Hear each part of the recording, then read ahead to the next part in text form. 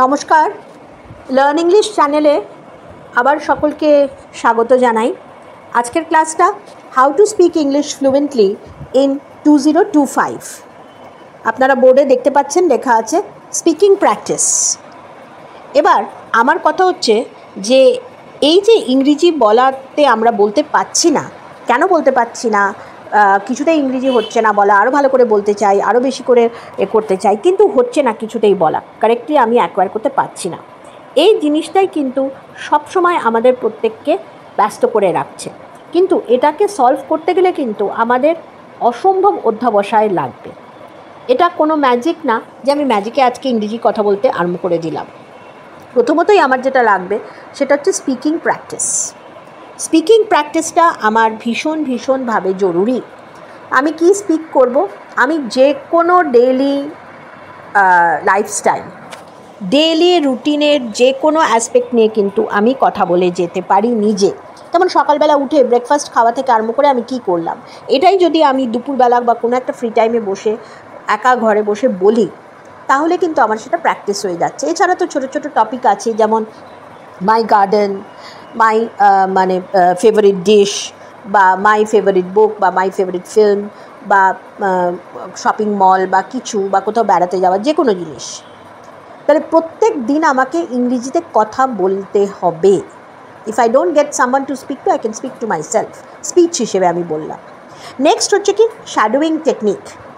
Shadowing technique is imitating the native speakers. এবার আমরা তো আমাদের টার্গেট ল্যাঙ্গুয়েজ হচ্ছে English, it's not our native language. যাদের নেটিভ না ইংরেজি, যাদের মাতৃভাষা না, তাদের পক্ষে কিন্তু যেসব লোকের মাতৃভাষা তাদেরকে কিন্তু আমাদের নকল করতে হবে, মানে তাদেরকে আমাদের শুনে আমাদের কানটাকে সেট করতে হবে। যেটা করতে পারলে আমরা কিন্তু সহজেই ইংরেজিটা আমাদের কাছে বোধগম্য যেমন হবে, এবং আমরা এই যে বলতে যেতে ভয় ইত্যাদিগুলো থাকবে না। পরবর্তীকালে কি আসছে? পরবর্তীকালে আসছে লিসনিং স্কিলস। লিসনিং স্কিলসটা কি? আমাকে শুনতে হবে। কি শুনবো আমি শুনতে, ইংরেজি আমাকে অনেক বেশি শুনতে হবে। কেন? ভাষা আমরা শিখি কানের মারফত, শ্রবণ, শুনে। সুতরাং ইয়ারটাকে আমাদের ট্রেন করতে হবে ওই ল্যাঙ্গুয়েজের সাথে, কারণ ওই ল্যাঙ্গুয়েজটা আমার মাতৃভাষা না। তাহলে যত বেশি ইংরেজি আমি শুনবো, যেমন English YouTube videos, short films, English news, English documentary, sports commentary, এবার এগুলো যখন শুনছি না, তখন আমি একটা সাথে নোটপ্যাড রাখবো, নোট ডাউন করবো নেমস অফ পার্সনস, প্লেসেস, যেগুলো আমি শুনতে সেগুলো লিখে ফেললাম। তারপরে কি করব? ভিডিওটাকে আবার চালিয়ে যেই পোর্শনটা থেকে আমি এগুলো নোট ডাউন করেছি সেই পোর্শনটা আবার চালিয়ে শুনে কারেক্ট করে দেখলাম যে আমি যে নামগুলো লিখেছি সেগুলো ঠিকই তো। তাহলে আমার শোনাটা কতটা আমি অ্যাকিউরেটলি করতে পারছি সেটা কিন্তু আমার অভ্যেস হয়ে যাচ্ছে, এবং যত ল্যাঙ্গুয়েজটা আমি শুনছি তত কিন্তু ল্যাঙ্গুয়েজ সম্বন্ধে আমার আইডিয়া বাড়ছে। And this I can do for 5 minutes every day. 5 মিনিটটা বাড়িয়ে 5 থেকে 10, 10 থেকে 15, সেটা অটোমেটিক্যালি কিন্তু আমাদের হবে, কিন্তু এভরি ডে এটা করতে হবে। It should be like our food that we eat. আমরা খেতে কোনো দিন ভুলি না, তাহলে এটাও আমরা ভুলবো না, ঠিক আছে? নেক্সট স্টেজ হচ্ছে ভোক্যাবুলারি বিল্ডিং, যেটা আমাদের একদম থাকে না। ভোক্যাবুলারি বিল্ড করতে গেলে সবথেকে reliable sources English news paper. সেটাকে অন্তত 10 মিনিট ধরে, প্রথমে যদি আমি 10 মিনিট পড়তে নাও পারি, আমি 5 মিনিট পড়ি প্রথমে, তারপর সেখান থেকে আমি 10-এ যাই, 10 মিনিট বাড়াই, এবং যে সব ডিফিকাল্ট ওয়ার্ডসগুলো আমি পাচ্ছি আমি 3 লাইনই পড়লাম। I will note it down, and what will I do? I will straight go to the dictionary, either Oxford English Dictionary, English to Bengali না English to Hindi, English to all other language না, কিন্তু English to English, Oxford অথবা advance learners, এই দুটো dictionary দেখা একান্ত জরুরি।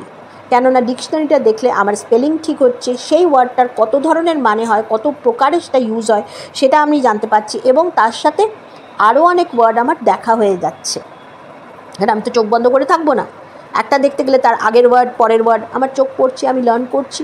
আর human বিংসের ইনকুইজিটিভনেস আছে, সুতরাং আমি একটা ওয়ার্ড ফাইন্ড আউট করে দেখতে গিয়ে আমি তো 4টে শিখে গেলাম, এবং সেইটা যদি 4টে নতুনই ওয়ার্ড হয় আমি কিন্তু সঙ্গে সেই খাতায় আমি সেটা নোট করব। বোঝা গেল? নেক্সট আসছে কি আমার গ্রামার বেসিক্স।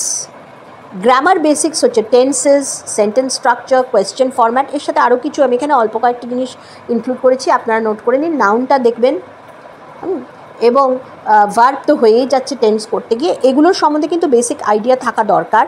কেন? যে ভার্ব কোনটা, টেন্স কোনটা, নাউন কোনটা, আচ্ছা একটা সেন্টেন্সের সাবজেক্ট প্রেডিকেট কোনটা, এগুলো না জানলে কিন্তু বাক্য গঠন বা সেন্টেন্স কনস্ট্রাকশন ভুল হয় আমাদের। সুতরাং গ্রামার বেসিক্স আমি কীভাবে পড়বো? আমি রেনেন মার্টিন পড়তে পারি, high school grammar, it's very good. এছাড়া এখন অনেক বাজারে গ্রামার বই আছে যেগুলো পাঠ্য বই স্কুলের, সেইগুলো নেবেন, কারণ সেগুলো অথেন্টিক। ক্লাস 4-এর বাচ্চার যে গ্রামার পড়ছে, যারা ইংরেজি একদমই ভালো করে জানেন না তারা লজ্জা পাবেন না। হয়তো আপনার ছেলে বা মেয়ে ক্লাস 4-এ পড়ে বা 5-এ পড়ে বা 3-তে পড়ে, তাদের গ্রামার বই আছে, সেটা দেখে পড়ুন। শিক্ষার কোনো বয়স থাকে না, আমরা যে কোনো বয়সেই শিখতে পারি। লজ্জা কিন্তু করলে হবে না, লজ্জাটা ত্যাগ করে তার বইটাই বার করুন, করে দেখুন সেখানে নাউন কি বলা আছে, ভার্ব কি বলা আছে, সেটা আইডিয়া করুন। Verb is an action word, noun হচ্ছে কারুর নাম, কোনো জিনিসের নাম। তো এই যে জিনিসগুলো, কোয়েশ্চেন ফরম্যাট, আমরা কি করে প্রশ্নবাচক বাক্য গঠন করি, question answer, questions, interrogative questions, এবং question formation is a very important part of conversation. সুতরাং সেটাও কিন্তু আপনি পাবেন ওই ছোটদের গ্রামার বইতে। সেটা দেখতে লজ্জা পাবেন না যে আপনি তাদের থেকে বয়সে বড় হয়ে আপনি সেটা দেখছেন, তাহলে আপনার প্রেস্টিজ ডাউন হয়ে গেল। না, শিখতে গেলে আপনাকে তো নিচু হতে হবেই। হ্যাঁ, আপনাকে নমনীয় হয়ে আপনাকে শিখতে হবে, অধিগ্রহণ অধিগত করতে হবে। সুতরাং সেখানে আপনাকে কিন্তু দেখতে হবে 5টা জায়গা জিনিস, সেখানে আপনাকে লজ্জা পেলে হবে না। সুতরাং গ্রামার বেসিক্সটা কিন্তু বেসিক গ্রামার বই থেকে অবশ্যই দেখে নেবেন। তারপরে চলে আসছি প্রোনাউন্সিয়েশন, অ্যাকসেন্ট, এটাও কিন্তু একটা বিরাট দিক। তবে হ্যাঁ, প্রোনাউন্সিয়েশনটা যদি কেউ বলেন যে আমি কি তাহলে একদম বিদেশিরা যেইভাবে কথা বলছে ঠিক সেইভাবে আমি বলবো, না, সেইভাবে আপনি কি করে বলবেন? আপনার তো মাতৃভাষা ইংরেজি না। বিদেশিরা কি আমাদের মতো বাংলা হিন্দি বলতে পারে? পারে না, কারণ তাদের মাতৃভাষা তো না। কিন্তু আমি একটা সার্টেন এক্সটেন্ট অবধি বলতে পারছি কি না, আমি কম্প্রিহেন্সিবল হচ্ছি কি না, can I communicate myself, can I express myself, can I is my message getting across my listeners, মানে আমি যা বলতে চাইছি, ব্যক্ত করতে চাইছি, সেটা লিসেনার্সদের কাছে যাচ্ছে কি? যদি যায়, পৌঁছায়, তারা বুঝতে পারে আমি কি বলছি, তাহলে I am a successful communicator, I am an efficient speaker. সুতরাং সেইটুকু করার জন্য আমাকে প্রোনাউন্সিয়েশন কারেক্টলি জানতে হবে। হ্যাঁ, সেখানে আমি আমার মতো একটা ওয়ার্ড, ইংরেজি ওয়ার্ডকে আমি আমার মতো করে প্রোনাউন্স করে বলতে চাইলাম যে হ্যাঁ এটা হয়ে যাবে, না, এটা হয় না। কেননা প্রোনাউন্সিয়েশন ভুল বললে আমি স্পেলিংটাও ভুল লিখব। স্পেলিং ভুল লিখলে আমার যে পোর্শনটা আমি ব্যক্ত করতে যাচ্ছি পুরো ভুল হয়ে গেল, ল্যাঙ্গুয়েজটাই ভুল হলো। হ্যাঁ, সুতরাং আমার প্রোনাউন্সিয়েশনের সাথে স্পেলিংয়ের সাথে কিন্তু আমি যে মেসেজটা দিচ্ছি সেটা যুক্ত। সুতরাং প্রত্যেকটা জিনিস কিন্তু রিলেটেড। আপনারা প্রোনাউন্সিয়েশন টুলস ইংলিশ ইউজ করতে পারেন, কিন্তু আমরা ইংরেজি যখন কথা বলি না, তখন আমরা সব সময় কিছু কিছু ওয়ার্ডের কিছু কিছু পার্টে স্ট্রেস দিই। সেই স্ট্রেসগুলোর দরকার, কেননা মানের জন্য। যেমন এক্সামিনেশন কথাটা কিন্তু আমরা বলি এক্সামিনেশন, তা কিন্তু না, প্রোনাউন্সিয়েশনটা হচ্ছে এক্সামিনেশন। এই যে নেইতে আমি স্ট্রেস দিলাম, এটা কিন্তু আমি বা আমার মতো অন্যান্য টিচাররা বানাচ্ছেন না, এটা ইন্টারন্যাশনাল ফোনেটিক অ্যাসোসিয়েশনের অনুমোদন প্রাপ্ত। যে ইংরেজিটা আমরা বলি সেটা ইন্টারন্যাশনাল ফোনেটিক অ্যাসোসিয়েশনের অনুমোদন প্রাপ্ত। It has been endorsed by international phonetic association because they have fixed how each word in English will be pronounced. এবং এই প্রোনাউন্সিং ডিকশনারি আছে ড্যানিয়েল জোনসের, আপনারা যারা ইন্টারেস্টেড কিনে নিতে পারেন। সেখানে প্রত্যেকটা ওয়ার্ড কিন্তু যেমন আমরা এমনি ডিকশনারিতে ওয়ার্ডের মানে দেওয়া থাকে, সেরকম ওই প্রোনাউন্সিং ডিকশনারিতে প্রত্যেকটা ওয়ার্ড কিন্তু ট্রান্সক্রাইব করা আছে, মানে তার সাউন্ডগুলো লেখা আছে। আমি কিন্তু প্রত্যেকটা সাউন্ড লিখতে পারি এবং প্রত্যেকটা সাউন্ডের কিন্তু আলাদা আলাদা সিম্বল আছে। আমি অঙ্ক করতে গেলে যেমন যোগে আমি প্লাস সাইন দিই, বিয়োগে আমি মাইনাস সাইন দিই, সেই রকম ভাওয়েলটা এইটাকে এক্সপ্রেস করার জন্য কিন্তু একটা সিম্বল আছে। হ্যাঁ, আবার সেরকম হ্যাঁ, যদি এই জিনিসটা খুব লং হয় তাহলে সেটা এইভাবে লেখা হয়, এটা লং যদি শর্ট লিখি তাহলে কিন্তু এইভাবে, সরি এটা শর্ট ই, ভুল বললাম, ভেরি সরি, এটা শর্ট ই, এটা কিন্তু লং ই। ফিল আর ফিল, FILL আর FEEL দুটো কিন্তু সম্পূর্ণ আলাদা। তাহলে আমি প্রোনাউন্সিয়েশন, আমি বলতে চাইছি FILL, কিন্তু আমি যদি প্রোনাউন্স করি ফিল করে, তাহলে কিন্তু আমার যে দর্শক যারা শুনছেন বা আমি যার সাথে কথা বলছি তিনি কিন্তু বুঝতে পারলেন না। সুতরাং ফিল আর ফিল দুটোকে আমাকে ডিস্টিংগুইশ করে বলতে হবে, বলতে জানতে হবে। এইটাই হচ্ছে প্রোনাউন্সিয়েশন শেখার মূল উদ্দেশ্য। হ্যাঁ, দুটো ওয়ার্ড কিন্তু আলাদা। ফিল মানে এক্সপিরিয়েন্স করা, আর ফিল মানে ভর্তি করা। I have filled the bucket with water, বা আই অ্যাম ফিলিং হ্যাপি,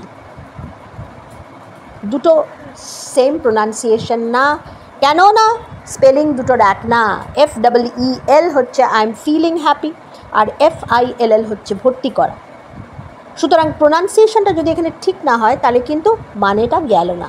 সেই জন্যই কিন্তু pronunciation is an accent is so very important. Last of all আমি আসছি কনফিডেন্স অ্যান্ড মাইন্ডসেট। এটা খুব জরুরি। কেন কি, কনফিডেন্স যদি আমার না থাকে তাহলে কিন্তু আমি কোনো কিছুই করতে পারবো না, সে ইংরেজি বলাই হোক আর যা বলাই হোক। সুতরাং আমি পারবো এটা আমাকে মনে করে নিয়ে এগিয়ে গিয়ে করে নিতে হবে, তবেই আমি অ্যাচিভ করতে পারবো।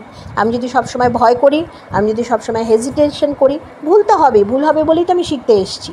আর আমি তো জানি না, কারণ এটা তো আমার নিজের ভাষা না, বিদেশি ভাষা। আমি যে প্রান্তেই থাকি, ইংরেজ আমি যদি না হই তাহলে সেটা আমার বিদেশি ভাষাই হলো, তাই না? সুতরাং আমাকে সেই জন্য আমি ভুল করব, আমাকে ভুলটাকে ওভারকাম করতে হবে, এবং তার জন্য এই টেকনিকগুলো।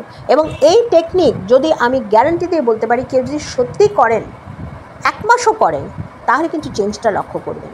এবং যদি করে কিন্তু আমাকে কমেন্টে জানাবেন যে আমি 1 মাস এই টেকনিকগুলো ফলো করেছি এবং আমি কিন্তু ইংরেজি বলতে পারছি। ঠিক আছে? তাহলে আজকে এই পর্যন্তই। পরের ভিডিওতে কিন্তু আরেকটা নতুন কিছু নিয়ে হাজির।